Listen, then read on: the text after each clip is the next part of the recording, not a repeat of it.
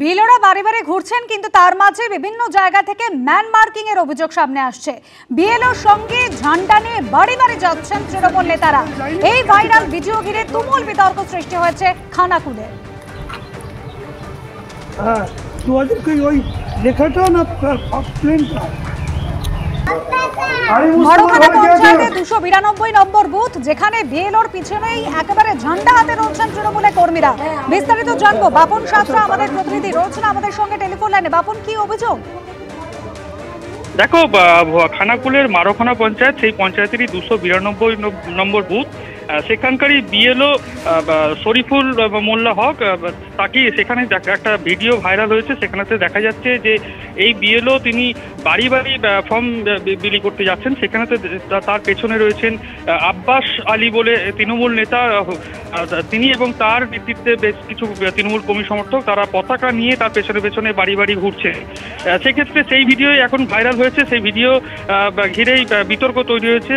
কিন্তু খানাকুলের বিজেপি বিধায়ক সুশান্ত ঘোষ তিনি যেটা দাবি করছেন যে এই তৃণমূলের নেতাকর্মীরা তারা এই বিএলওকে সঙ্গে নিয়ে ভয় দেখাচ্ছেন এবং বাড়ি বাড়ি যাচ্ছেন, ভয় দেখিয়ে এইভাবে এলাকা সন্তুষ্ট করছেন। এই ঘটনা প্রকাশ্যে আসছে, যেমন বিতর্ক শুরু হয়েছে, তবে সেদিকে কিন্তু যারা তৃণমূলের যে নেতা রয়েছেন আব্বাস আলী, তিনি কিন্তু অভিযোগ অস্বীকার করেছেন। তিনি শুধুমাত্র বলছেন যে সহযোগিতা করার জন্যই তিনি সঙ্গে গিয়েছিলেন। তবে পতাকা বিষয়ে কিন্তু তিনি বলছেন এটা ভুলবশত হয়েছে, পরবর্তীকালে এই ঘটনা ঘটবে না। ধন্যবাদ বাপন। এসআইআর এর কাজ কিন্তু চলছে আজ দ্বিতীয় দিন, এবং আজও বাড়ি বাড়ি যাচ্ছেন বিএলওরা। তপসিয়া এবং তারপর চেতলায় ভোটারদের বাড়ি বাড়ি ঘুরলেন বিএলওরা। এনুমারেশন ফর্ম বিলি করছেন এই বুথ লেভেল অফিসাররা।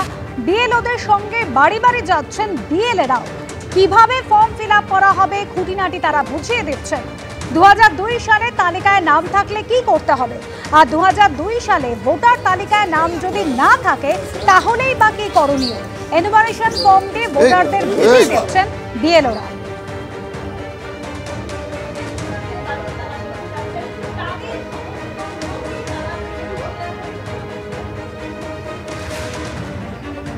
বিএলওদের সঙ্গে বাড়ি বাড়ি ঘুরছেন বিভিন্ন দলের বিএলএরা।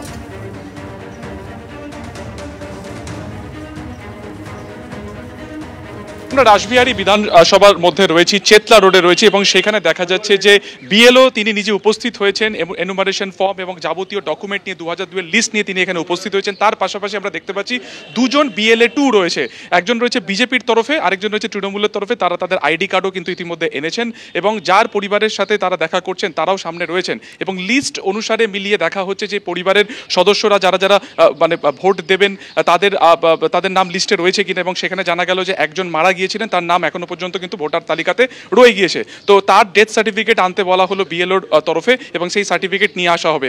হ্যাঁ, আমি তো যেটা আমাদের এসআইআর ফর্ম দেওয়ার আছে ওটা দিয়ে এক্সপ্লেনও করে দিচ্ছি আমরা, কি এটাকে ফিল আপ করে আবার ইনারা আমাকে একটা ডেট দিয়ে বলবেন, সেই ডেটে এসে আমি এটাকে নেব। বিকজ আমাদের তো একটা ভিজিটিং ডেট আছে, মানে 1 দিন 2 দিন 3 দিনের মধ্যে যেন ফর্মটা দিয়ে আর আবার কালেক্ট করে নেব। ওনারাও আমাকে খুব ভালো কোঅপারেটিভ করছেন, ওনারা যারা পলিটিক্যাল আছেন, বিএলএ 2 যারা আছেন বিভিন্ন দলের। যেটা জানা গেল যে এখানে আপনি সদস্যদের নাম মিলিয়ে দেখছেন, একজন সদস্য মৃত রয়েছে কিন্তু ভোটার তালিকাতে এখনো নাম রয়েছে। তো কি প্রসেস রয়েছে এটা কাটার? প্রসেস হচ্ছে ওটা ডেথ সার্টিফিকেট সাবমিট করতে হবে, আর 7 নম্বর ফর্ম আছে ওটাকে ফিল আপ করে আবার ওটাকে ইলেকশন কমিশনকে জমা দিতে হবে। তখন ওটা বাতিল হবে কি না হবে ওরা দেখে নেবে, যা প্রসেস আছে। আপনি তো বিএলও 2 বিজেপির তরফে, আপনি কি দেখছেন মূলত, কিভাবে সাহায্য করছি? যে যারা আছে, কারা নেই বা কারা মারা গেছে, সেইভাবেই আমার সাহায্য করছে। এখানে অনেকে দেখতে পাচ্ছেন, এখানে অন্তত মারা গেছে অনেক দিনই আগে দুজনই, কিন্তু তাদের এটা ভোটার রেজিস্টার লেগেই থেকে গেছে, তার কাটা হয়নি। কতজন মৃত ভোটার রয়েছে পর্যন্ত? এখানে 2 জন বের হলো সবে। এখানে কি তাদের ভোটার তালিকার নাম রয়ে গেছে এখনো পর্যন্ত, তার নাম কাটা যায়নি। এর নাম না কাটালে আমরা বুঝতে পারছেন কিরমভাবে কি হচ্ছে। এই জন্য তো বিএলও এই সাইডটা করা।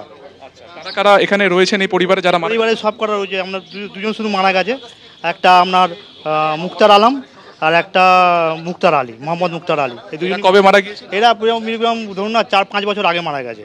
একটা লকডাউনের সময় মারা গেছে, আর একটা লকডাউনের পরে মারা গেছে। বাড়ির মালিক যিনি রয়েছে আছে, 2 জনের নাম তালিকা থেকে বাতিল করেননি কেন, যে প্রসেসে হয়? তখন প্রসেস হয়নি, এখন আমরা ডেথ সার্টিফিকেট দেবো, ডেথ সার্টিফিকেট দিয়ে ওটাকে আমরা ক্যান্সেল করে নেবো। আকবর আলী পরিবারের সাথে মিট করছে বিএলও এবং তার সাথে দুজন বিএলএ টু রয়েছে দুটি রাজনৈতিক দলের, এবং তালিকা ধরে মিলিয়ে যারা জীবিত অবস্থাতে রয়েছেন বা যারা উপস্থিত এই মুহূর্তে বাড়িতে রয়েছেন তাদেরকে কিন্তু এই মুহূর্তে এনুমারেশন ফর্ম দেওয়া হবে, এবং যেমন প্রসেস রয়েছে যে পরবর্তী সময় তারা এখানে আসবেন এবং সেই ফর্ম কিন্তু তারা কালেক্ট করবেন, এবং এরপরও যদি কোনো রকম সমস্যা থাকে সেক্ষেত্রে পরবর্তীকালে আর যা প্রসেস রয়েছে বা প্রক্রিয়া রয়েছে সেটা কিন্তু ফলো করা হবে।